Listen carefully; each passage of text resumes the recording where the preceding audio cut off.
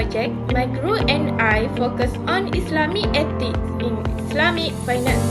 Then, main objective of our work was to explore how its important value such as honesty, amanah, and also fairness was applied in Islamic finance. Next, throughout this project, we not only gain knowledge about Islamic finance, but we also experience the process of teamwork, creativity, and problem solving while preparing our work. This reflection will share our personal experience, which is the challenge, lesson learned, and how this project has shaped our understanding of Islamic ethics in financial work. Working on Islamic ethics in Islamic finance. First is understand ethical foundation, which is we learn how Islamic finance is built on Sharia principles such as justice, fairness, and transparency. Then gain deeper awareness of avoiding riba, gharar, and unethical investment. Second is teamwork and collaboration. We practice amanah and ihsan in working with team members, also develop mutual respect and accountability within the group. Third point is personal growth. We improve our sense of responsibility and integrity in handling tasks, and we learn to view finance not only as profit making but also as a tool to serve the community and uphold justice. Last point is overall reflection. The project showed that success in Islamic finance is measured not just by profit but by compliance with ethical values. Also strengthened my appreciation for how Islamic ethics create sustainable and socially responsible financial practices. We continue talking about the fifth point of experience. It is about knowledge and learning. So we gain a clearer understanding of how Islamic finance is different from conventional finance. We also discovered the importance of making ethical decisions in these financial activities. So for the 6 points, it's about communication skills. This project improved our ability to express ideas clearly and professionally during group discussions. At the same time, we learn how to listen actively and respect different opinions within the team. So for the last point is about reflection. We realized that Islamic finance is not only about achieving financial success but also about creating a positive impact of society. This project has inspired us to become more mindful of ethical value in our future careers.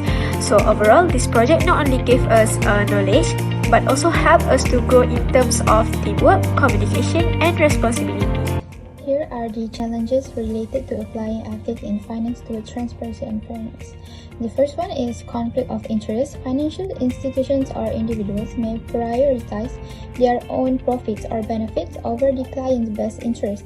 For example, bank might push high commission products rather than those most suitable for customers, reducing transparency and fairness in financial dealings. The second one is lack of clear disclosure. Many financial products are filled with complex terms, hidden fees, or technical jargon. Even with disclosure documents, customers may struggle to fully understand the risk, making it difficult for them to make informed and fair decisions. And the third one is cultural and organizational pressure. Employees may face intense pressure to meet sales targets or deliver high profits, which can lead to unethical practices. This environment often prioritizes short-term gains over long-term transparency and fairness. In addition, we struggle with relating the theory of Islamic ethics to real cases in finance. At first, the concept felt abstract. To address this, we did extra research and connected them with the real practices in Islamic banking and finance. We also faced a challenge with limited resources and references. Some materials of Islamic ethics in finance were not easily available. To handle this, we explored journal articles, online resources, and even consult with lecturers. Another challenge was technical issues while preparing the slides and presentation. Sometimes, formatting and design took longer than expected, which delayed progress. We solve this by dividing tasks clearly between contact, preparation, and slide design. Overall, these challenges taught us to be more patient, resourceful, cooperation, and which strengthened our teamwork and improved the quality of our project. Assalamualaikum. My name Nurazwani Cik Kamarudin, metric number A248324 from assignment 1, where we are present about Islamic ethics, Akhlak Islamiah in finance. So for assignment 2, this time I gained several important lessons learned. First, Islamic ethics are not just theory but a way of life. Before this, I thought Islamic ethics were only related to worship and daily manners. But after learning about Islamic finance, I realized that value like honesty, trust, fairness, and also responsibility are the foundation of economic dealing too. Islam teaches us to balance our relationship with Allah and with other people. Second, Islamic finance protects justice for everyone. I learned that Islamic finance focuses a lot on fairness. For example, riba or interest is prohibited because it exploits borrowers. Instead, concepts like mudarabah or musyarakah are used, where profit and loss are shared. This shows how beautiful Islam is when applied in modern life. Third is ethics apply to both finance and daily life. I also learned that these values are not only for banks or companies, but also for our daily life.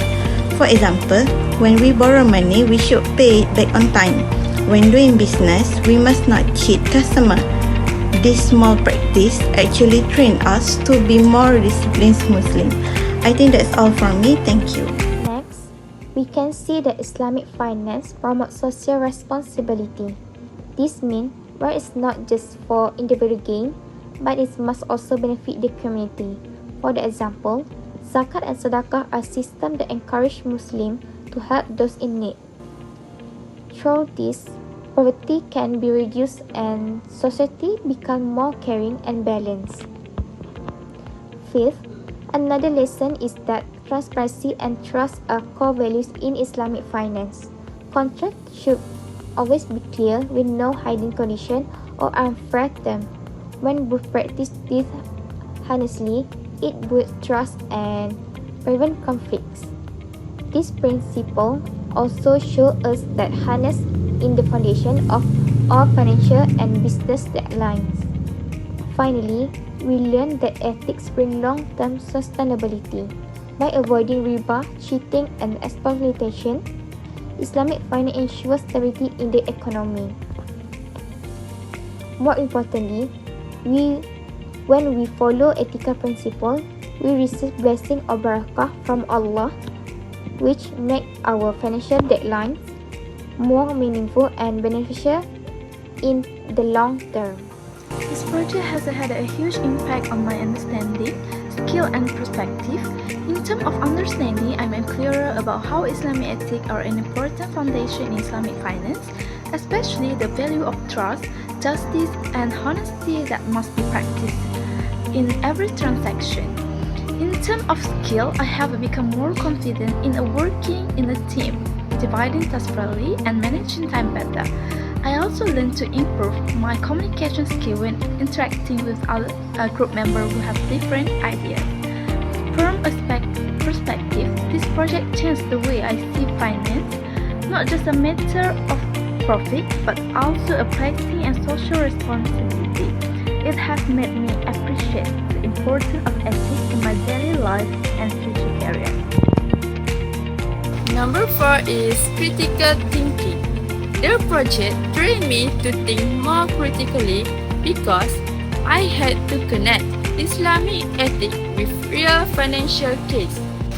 It was not just about memorizing theory, but actually analyzing and applying it. Number 5 is confidence. I feel more confidence now, especially in sharing my ideas with others. During group meeting and presentation, I learned to speak up, and this helped me build my confidence. Number 6 is awareness. This project increased my awareness that digital banking and Islamic ethics must always go together. It made me realize the importance of being careful about ethical issues in finance.